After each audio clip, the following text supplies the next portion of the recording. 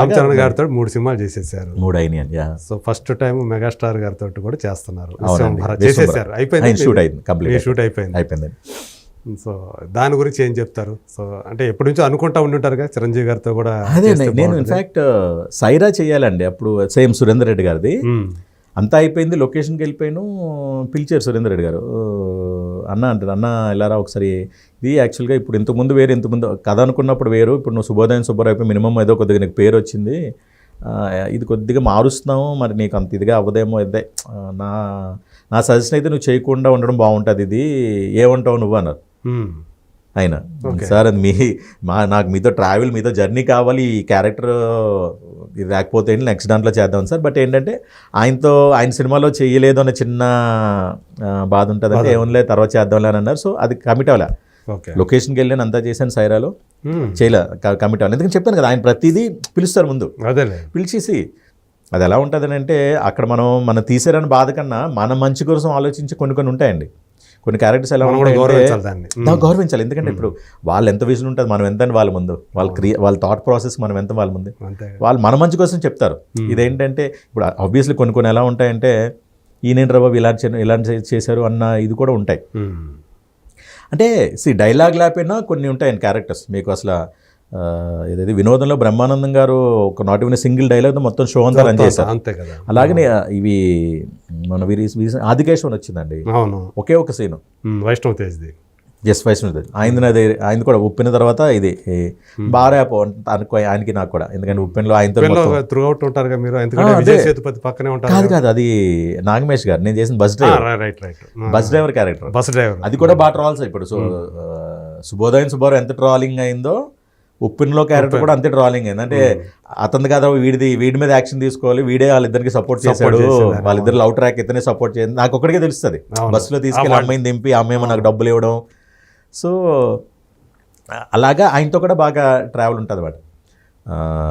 ఇంకేంటంటే ఆ ప్రాజెక్ట్ అయింది అక్కడికి ఎండ్ అయిందని కాకుండా తర్వాత ఎక్కడ కనిపించినా గుర్తుపడతారు. ఇప్పుడు for example very recently Sai Dharam Tej గారు మొన్న ఆయన బర్త్డేకి మన చిరంజీవి గారి బ్లడ్ బ్యాంక్లో కలిసాం అనమాట. మామూలుగా ఏదో దీంట్లో ఆయన గుర్తుపెట్టుకొని అది బాగా వచ్చిందండి, ఒక సీన్ అన్నా బాగా బ్రహ్మాండంగా వచ్చింది అంటారు. సో అలాగా విరూపాక్షలో అండి, అంటే కీ ఇన్ఫర్మేషన్ ఇచ్చారు. సాయి ధరమ్ తేజ్ గారు వెతుకుతుంటే ఎవరు ఎక్కడున్నాడు అదంటే వార్డెన్ వాచ్మెన్, చిన్నప్పుడు ఇతను పెడతారు కదా హాస్టల్లో, ఆ వార్డెన్ వాచ్మెన్ అనమాట. నేను కీ ఇన్ఫర్మేషన్ ఇస్తాను, అబ్బాయి ఇలా జరిగేది, ఇటు వెళ్ళాడు, అటు సైడ్ వెళ్ళాడు అని చెప్పని చెప్తుంటాను అనమాట. సో అలాగా ఎంతసేపు కనబడడం అన్నది కాదండి, డైలాగ్ ఉందా లేదని కాదు. ఇప్పుడు ఒక డైరెక్టర్ ఇదే మన ఆదికేశవ్ డైరెక్టరు పిలిచి సరే ఇలా ఒకటి అనుకుంటున్నానండి, మీరైతే బాగుంటుంది క్యారెక్టరు అని చెప్పారు. డైలాగ్స్ ఉండకపోవచ్చు అండి, మీరు చేస్తారని.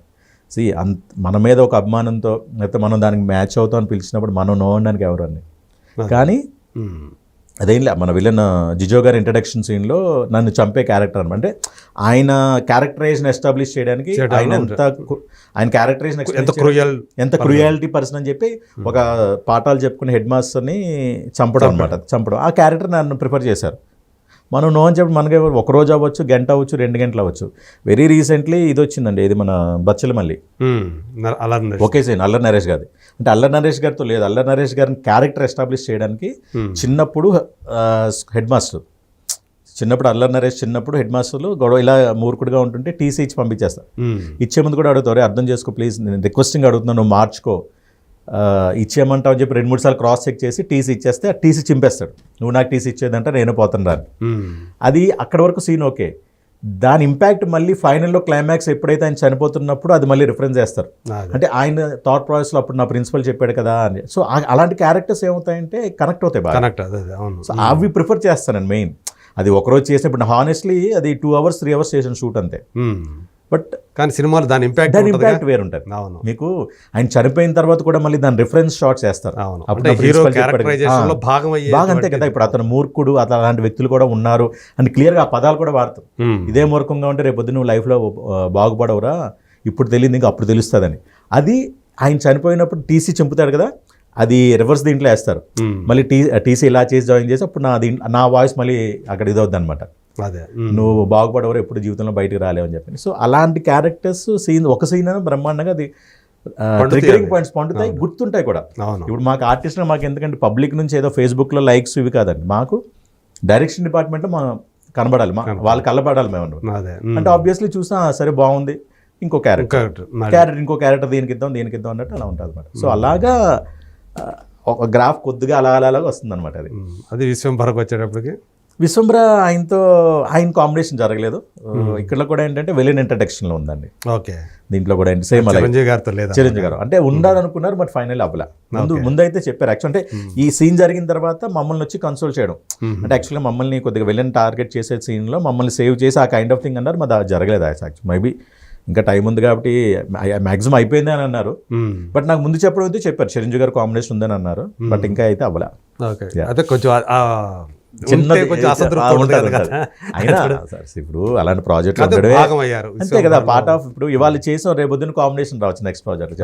కాకపోతే మీ సెట్స్ లో కలుసుకునే అవకాశం కలగలేదు. సెట్స్ లో కూడా చిరంజీవి గారిని మామూలుగా వెళ్ళాం, అంటే వేరే వర్క్తో మన అన్నపూర్ణలో అవుతున్నప్పుడు మామూలుగా వెళ్ళి ఆయనకి ఏదో హాయ్ అలా చెప్పి చేయడం. కానీ ఎందుకంటే మామూలుగా మాకు బ్లడ్ బ్యాంక్తో కొద్దిగా ఆయనతో ర్యాప్ ఉందండి. ఎందుకంటే మా యూనియన్ అంటే యూనియన్ పరంగా మాది చెప్పాను Telangana movie and TV artist. మేము ఏంటంటే బ్లడ్ క్యాంప్స్ కండక్ట్ చేయడం, అండ్ వెరీ రీసెంట్లీ ఒక 3 days mega medical camp conduct చేసాం బ్లడ్ బ్యాంక్ ప్రెమిసెస్లోనే, ఫస్ట్ ఫ్లోర్లో.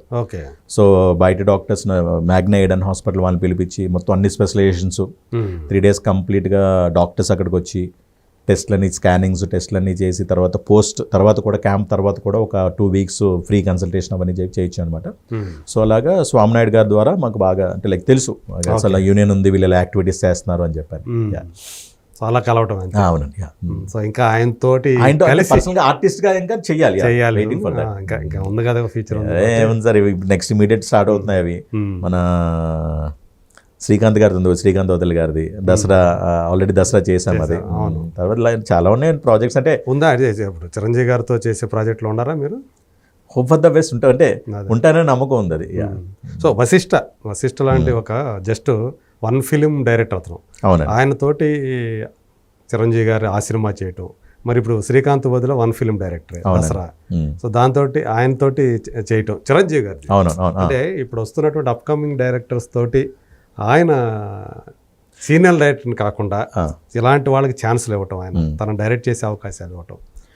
ఇప్పుడు ఎలా ఉందంటే అండి, అంటే నేను దాని గురించి డైరెక్షన్ పాయింట్ ఆఫ్ వ్యూలో మాట్లాడే అర్హత కానీ ఇది కానీ నాకు లేదు. కానీ నెగటివ్ సెన్స్ లో కాదు, పాజిటివ్ అదే చెప్తున్నా. అంటే టాలెంట్ అనేది అదే అంటున్నా.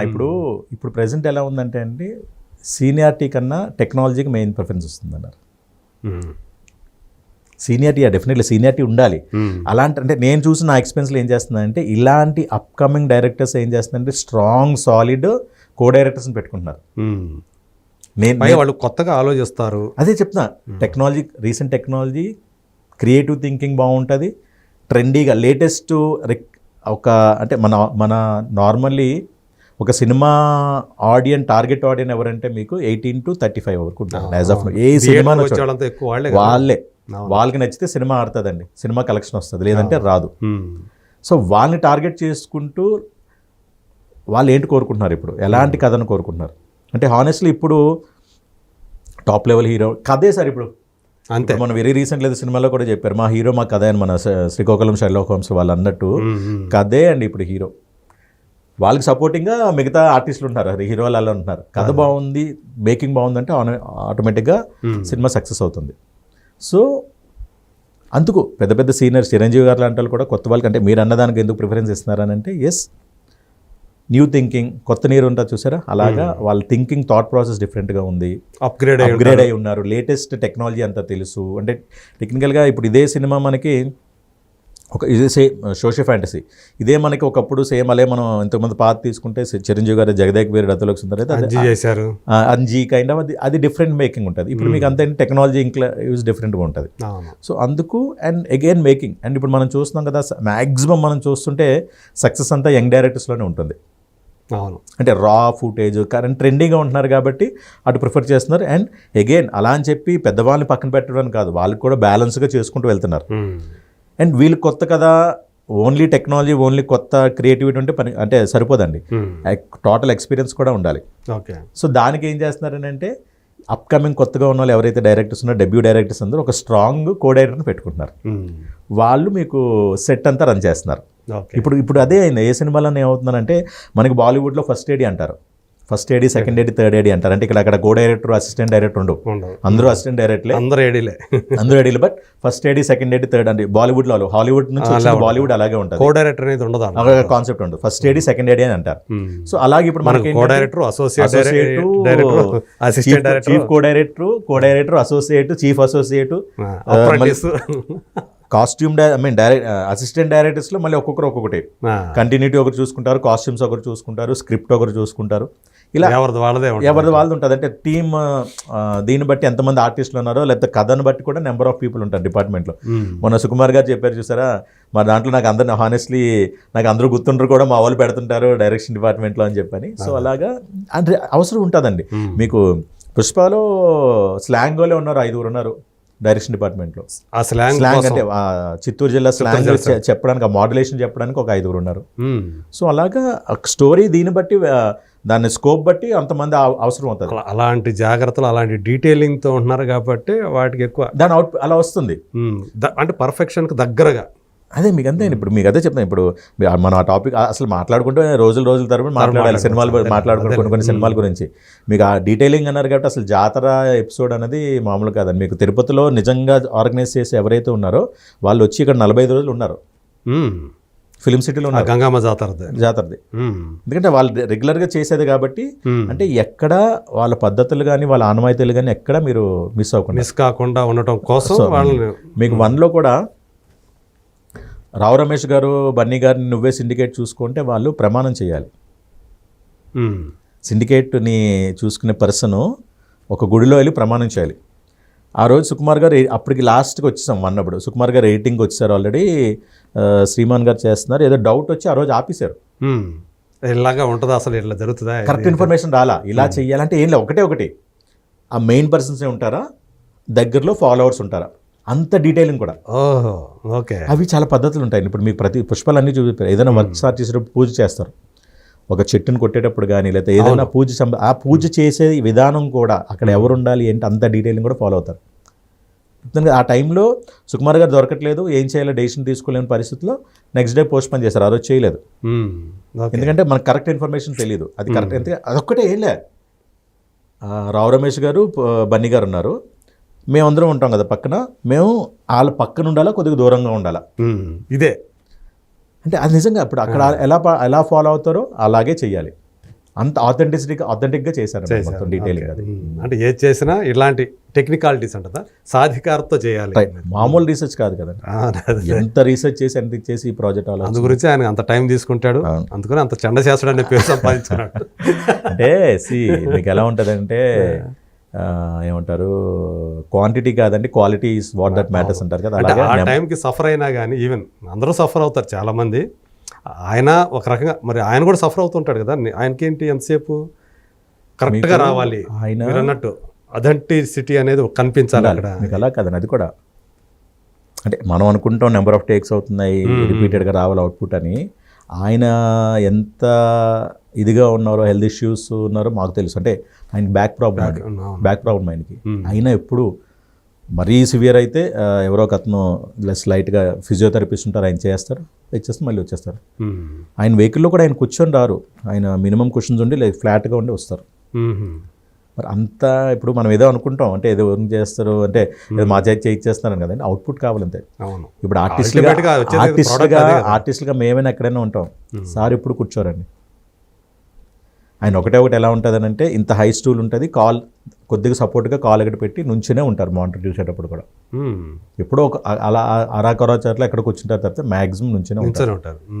మరి అంత ప్రాబ్లం ఉండి అంత చేస్తున్నారు, అంత డెడికేషన్ అని అంటే మనం ఎప్పుడు పని మీద ఆయనకున్నటువంటి వర్కాలిక్ అంటారు చూసారా, పని రాక్షసులు అంటారు, పని రాక్షసులు అంటారు చూసారా, అలా అంత అంటే ఇద్దరికిద్దరు అనండి మీకు. ఎందుకంటే ఇప్పుడు నన్ను అడిగితే ప్యూర్ రీజన్ ఒక 20 years నుంచి ట్రావెల్ అవుతున్న ఒక 2 persons అండి ఈ సక్సెస్ వెనకాల. మిగతా వాళ్ళు యాడ్ ఆన్ సుకుమార్ గారు, బన్నీ గారు. ఇప్పుడు కాదు కదా వాళ్ళు రిలేషన్, ఆర్య దగ్గర నుంచి ఆయన వాటర్లో పడిపోవడం, ఈయన కాపాడు, ఆయనేమో జర్నీ స్టార్ట్ అయింది, నేను సపోర్ట్ అప్పటి దగ్గర నుంచి ఇప్పుడు 1-2 వరకు కూడా ఇలా ట్రావెల్ అవుతున్నానంటే వాళ్ళిద్దరు కష్టమేనండి, మిగతా వాళ్ళు యాడ్ ఆన్ అంతే. అదే అదే అదే వాళ్ళిద్దరు కష్టం నిజంగా, ఎందుకంటే చాలా సినారియోస్లో ఈవెన్ సుకుమార్ గారు ఓకే షార్ట్ ఓకే హ్యాపీ అన్న, బన్నీ గారు సాటిస్ఫై అవ్వరు కాదు, డార్లింగ్ ఇంకొకటి చేద్దాం, ఓకే బాగుంది బట్ బెటర్మెంట్, ఇంకా బెటర్మెంట్ వస్తుంది, ఇంకా బెటర్మెంట్ వస్తుంది. అండ్ మధ్యలో మాకేంటంటే ఇప్పుడు నాది సుబ్బారెడ్డి క్యారెక్టర్ నుంచిన క్యారెక్టర్ మధ్యలో అందరికీ చూసి సారీ ఏమనుకోవద్దు అంటే మనం అవుట్పుట్ కావాలి, మిమ్మల్ని ఇన్ని టేక్స్ తీసుకుంటున్నానని. టేక్స్ అంటే ఏం లేదు, అదేనది ఏంటంటే అవుట్పుట్ కోసం. అదే అల్టిమేట్గా అదే కదా ఇప్పుడు కావాల్సిన అవుట్పుటే కదండి. ఇప్పుడు అంత కష్టపడి అంత ఇదిగా చేయడం వల్ల కదా ఇంత రెస్పాన్స్ వచ్చింది. అవును. రెండోది వారు కోరుకున్నది అదే కదండి, ఆడియన్కి నచ్చాలి అంతే. అది సో అలాంటి మంచి మంచి అనుభవాలతోటి నేను అంటే లైక్ నిజంగా రాయాలంటే టైం ఉంటే మెమరీస్ రాసుకోవచ్చు, పుస్తకాలు రాసుకోవచ్చు. అలా నిజంటే ఫ్యూచర్లో చేస్తారేమో లే అది కూడా. అదే దట్స్ అంటే ఇవన్నీ ఏముందంటే మనకు ఇప్పుడు ఉంటాయి కదా ఇలాగ లైక్ వచ్చినప్పుడు ఏముందని నార్మల్గా ఏమో చిన్న చిన్నవి అంటే పుస్తకం పరంగా రాయం, కానీ నాకు చిన్న హ్యాబిట్ ఉందండి. అది ఎక్కడో చోట మన దీంట్లో మొబైల్లో ఎక్కడో నోట్ ప్యాడ్స్ ఉంటాయి, దాంట్లో ఏవో చిన్న చిన్న టాపిక్స్ అలా పెట్టుకుంటాం. ఇవన్నీ అంటే ఫ్యూచర్లో మనకు మెమరీస్ అంతే ఉపయోగపడతాయి, ఉపయోగపడేది చెప్పలేం కదా దేన్ని ఎలా ఉంటుందని.